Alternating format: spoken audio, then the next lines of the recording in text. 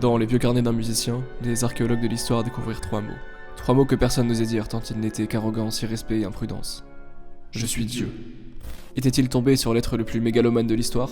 Ou peut-être que ces 3 mots avaient un sens un peu différent? Aujourd'hui, on parle enfin du pianiste le plus mystique, à la fois humble et égocentrique, un homme qui avait un projet qui dépassait les simples frontières de la musique. Aujourd'hui, on s'intéresse à Alexander Scriabin.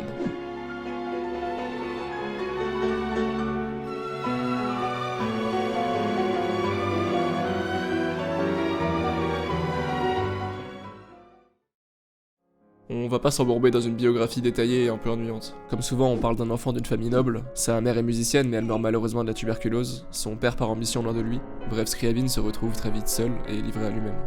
Il apprend le piano et rentre au conservatoire de Moscou à 16 ans, où il rencontre quelqu'un d'assez particulier qui deviendra à la fois son ami et son rival, Rachmaninov. C'est toujours amusant de voir les génies se regrouper en un même lieu et moment de l'histoire. Les pièces de Scriabin sont d'abord hyper influencées par le style de Chopin, mais il trouvera peu à peu son esthétique à lui, et même si Rachmaninov connaît plus de succès à Moscou, ça décourage pas Scriabin qui décide lui aussi de devenir pianiste, et de partir explorer l'Europe de son côté. Mais l'histoire en a voulu autrement et il se blesse violemment à la main droite, en jouant une pièce de Liszt qui demandait des efforts un peu trop grands pour ses mains un peu trop petites. Pour les médecins, les dégâts sont irréparables, et là où ça aurait découragé à peu près n'importe qui, et bah ça décourage pas Scriabin, qui se met simplement à écrire des pièces juste pour la main gauche. Au piano, on a souvent tendance à négliger le travail de la main gauche, et ce qui s'est d'abord présenté comme un gros handicap, heureusement temporaire, s'est transformé en une immense force de Scriabin. Et ça c'est pas le niveau moyen de la main gauche du premier pianiste venu. Quand tu bosses une pièce de Scriabin, les parties à la main gauche sont souvent très inhabituelles et très complexes. Donc ouais, d'un accident qui aurait dû lui coûter sa carrière de musicien, il en a tiré une qualité parmi tant d'autres. Bref, ça c'est une pièce écrite par Scriabin au début de sa carrière.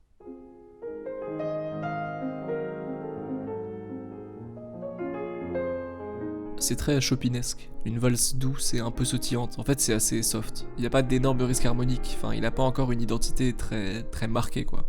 Pourtant le moins qu'on puisse dire c'est que Scriabin c'est pas n'importe qui, et je parle pas tant de sa musique que du personnage en lui-même.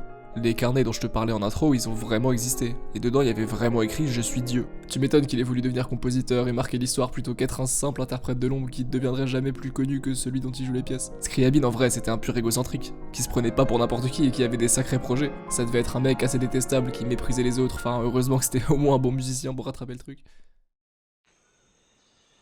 Ok, ça c'est la vision naïve qu'on a d'abord quand on s'intéresse un peu à Scriabin. Faut dire que je suis Dieu, ça porte facilement à confusion. Mais vu qu'on a la chance d'avoir un accès direct à sa pensée grâce à ses carnets, ce qui est pas souvent le cas dans l'histoire, et bah allons-y, plongeons au cœur de ses idées. Qui est vraiment Scriabin? Déjà Scriabin c'est pas qu'un musicien, il s'étonnait d'ailleurs qu'on puisse faire que de la musique, il trouvait ça inintéressant et pour lui la musique c'était le chemin de la révélation, qui devait mener à un monde artistique plus grand. C'est pour ça que ses carnets sont parsemés de poèmes et d'idées philosophiques assez précises. En fait, Scriabin, c'est un artiste complet qui s'est intéressé à beaucoup de choses. Sa philosophie, elle est vraiment pas commune, elle appartient au mysticisme, et je pense pas être le seul à qui ça parlait pas trop. Dans ce courant de pensée, il y a plus de place pour l'ego humain. Le monde est vu comme un tout qui est unifié, il y a que Dieu qui ait encore sa place. Au final, les mots de Scriabin sont pas égocentriques du tout, c'est même carrément l'inverse, et on retrouve autant je suis Dieu que je suis rien côte à côte dans ses textes. Ce qui veut dire, c'est que si tout est interconnecté, que tout est lié et que tout est Dieu, bah alors lui aussi c'est Dieu. Moi aussi, toi aussi, on partage tous cette caractéristique commune d'être à la fois tout et rien. Une autre idée qui est très chère à Scriabin, c'est celle d'une destination commune, d'une union de l'humanité tout entière.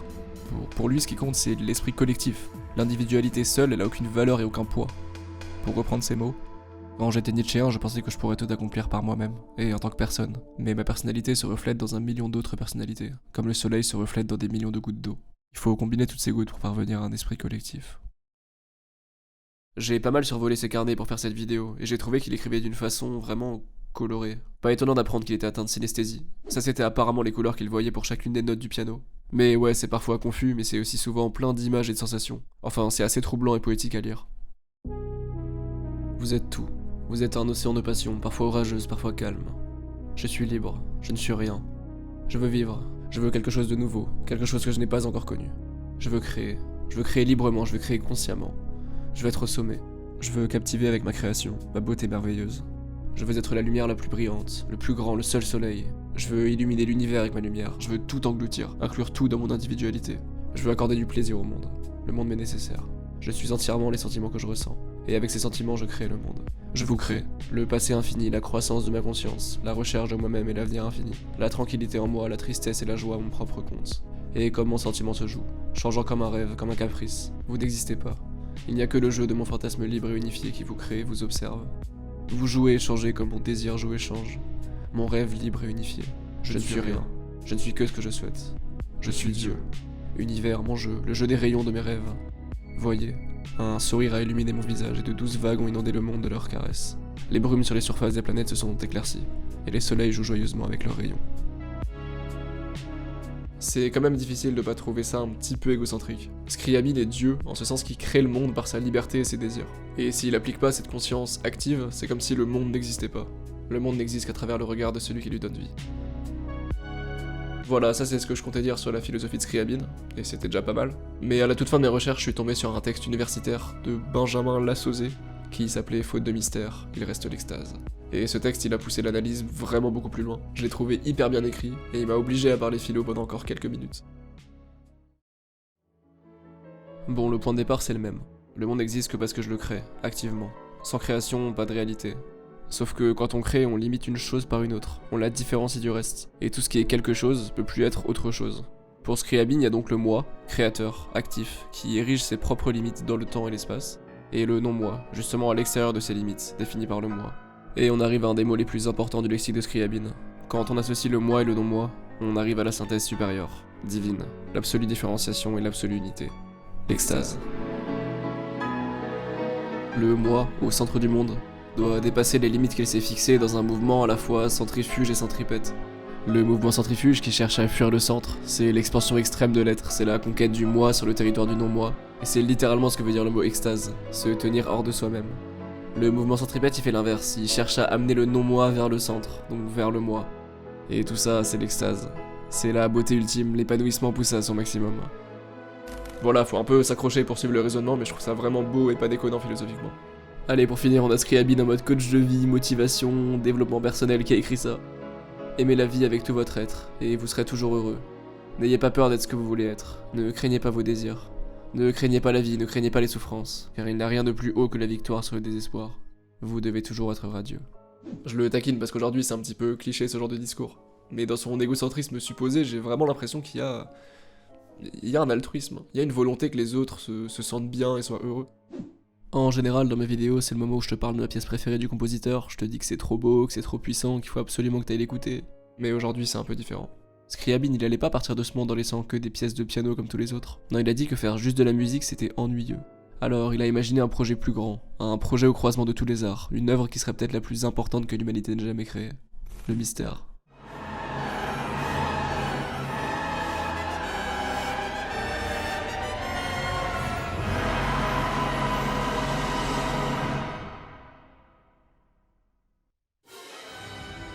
Je suis pas en train d'exagérer, hein, tout était démesuré dans ce projet. Déjà, ça devait durer 7 jours et 7 nuits. Ça fait 168 heures, genre c'est colossal.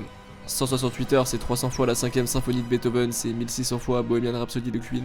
Aussi, ça devait se passer dans un temple de l'Himalaya et faire se rejoindre tous les arts. Chant, orchestre, architecture, danse, parfum, lumière, coucher, lever de soleil. Enfin, une sorte d'union artistique et sensorielle ultime. Scriabin l'a décrit comme ça. Il n'y aura pas le moindre spectateur, tout le monde sera participant. La performance exige des genres spéciaux, des artistes spéciaux et une culture complètement nouvelle. Le personnel inclut un orchestre, un grand chœur mixte, un instrument avec des effets visuels, des danseurs, un cortège de l'encens et l'articulation du rythme et des autres sens. La cathédrale dans laquelle il aura lieu ne sera pas un bâtiment de pierre homogène, mais changera continuellement avec l'atmosphère et le mouvement du mystérium. Cela sera fait à l'aide des brumes et des lumières qui modifieront les contours architecturaux.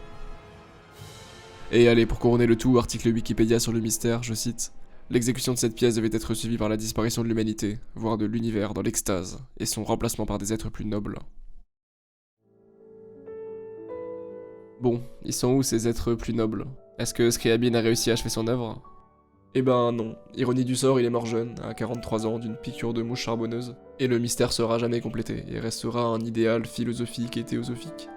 Bon, le début, l'acte préalable a quand même été travaillé et complété par un des adeptes de Scriabin, Alexander Nemtin, et on peut l'écouter.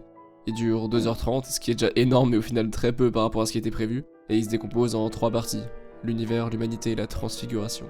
Ouais, moi j'étais naïf, j'aimais bien les pièces de piano de Scriabin et j'aurais jamais soupçonné un tel personnage avec des tels projets derrière. Le mystère, ça aurait été une œuvre hyper intéressante, ça fait aucun doute, mais je peux pas m'empêcher de trouver cette histoire un petit peu dérangeante. Celle d'un espèce de prophète qui viendrait régénérer l'humanité par l'art. C'est peut-être dû à ma culture occidentale vachement conventionnelle, mais ouais, je suis pas tout à fait à l'aise avec l'idée. Bon, Scriabine de nos jours, il est assez connu, mais il y a des vraies raisons politiques au fait qu'il soit pas plus connu aujourd'hui. Il est mort en 1915 et on sait bien que la Russie à cette époque c'est assez particulier. La culture a pas échappé à la propagande de Staline. Et à ce moment-là, il y avait le réalisme socialiste soviétique. C'était un courant artistique qui excluait tous les autres, et qui prônait la force du travailleur, l'héroïsme de la classe populaire, enfin la doctrine communiste dans toute sa splendeur. Et Scriabine, avec sa musique mystique, il rentrait forcément pas dans cette volonté politique, donc il a été un peu écarté comme beaucoup d'autres. Bon, on en retient quoi de tout ça? C'est un peu propre à chacun d'entre nous, mais ce qui est sûr c'est que c'était un musicien hors norme. Un artiste ultra complet, à la fois humble et égocentrique, dans ses ambitions gigantesques vis-à-vis de l'humanité et dans sa vision du monde. Après, c'est une question de sensibilité, c'est une philosophie assez inhabituelle pour nous occidentaux, et c'est pas évident de l'accepter entièrement. J'espère que cet épisode t'a plu, il était vraiment dur à écrire, j'ai hésité souvent entre plonger à fond dans la complexité du personnage, quitte à perdre de l'audience ou rester simple, mais peut-être un petit peu superficiel du coup. Mais bon, je me suis dit que c'était sûrement la figure de la musique qui se prêtait le plus à un épisode du genre, alors n'hésite pas à me dire ce que t'en as pensé en commentaire. Abonne-toi, prends soin de toi et à la prochaine.